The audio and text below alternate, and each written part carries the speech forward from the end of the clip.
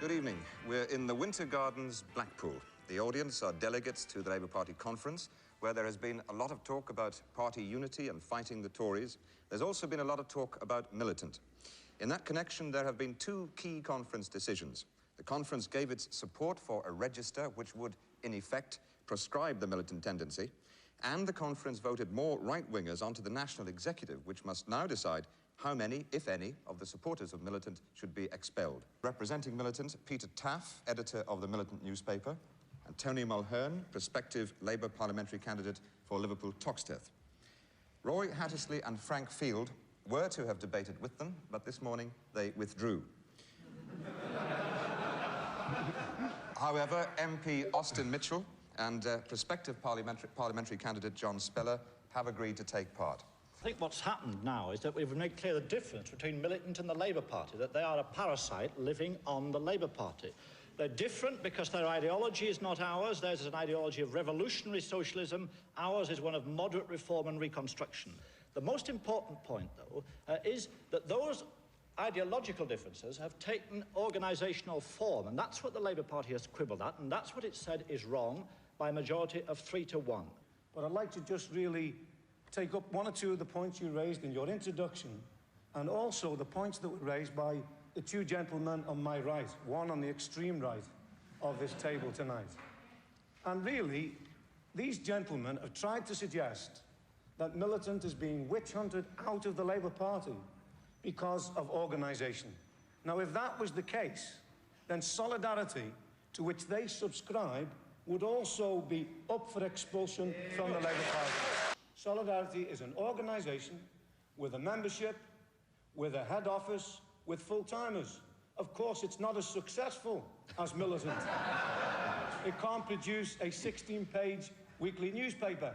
Now, the reason why this attack is being carried out, which I don't believe has the support of those workers who are acquainted with the ideas of Militant, is because of our programme. We support all the reforms in Labour's programme. A 35-hour week without loss in pay. A massive programme of public works. But we say that the next Labour government must nationalise not every grocer's shop, but the 200 monopolies that control 80 to 85% of the economy, and introduce a socialist plan of production. If it doesn't do that, unfortunately, the next Labour government can create the disillusionment that the last Labour government created. That's why we lost the general election in 1979.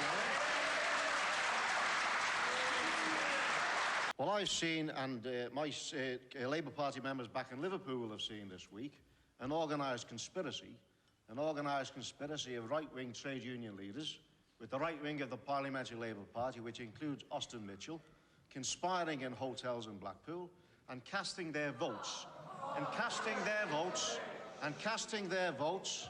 against the wishes of their delegate conferences, against the wishes of their delegations, in favour of expulsions from the Labour Party. It's 3-1 against you. 3-1! The General and Municipal Workers Union, USDOR, the Transport and General Workers Delegation, cast their vote against their lay organisations who directed them otherwise. I've indicated from the word go that I am connected with only one organisation, and that's the Labour Party. And for Austin Mitchell to argue that we don't support the policies of the Labour Party from a member of Solidarity, who's his colleagues this week, after the vote on unilateral disarmament, a half an hour after that vote was carried, one of Mr. Austin Mitchell's colleagues went to the media and said that vote didn't matter.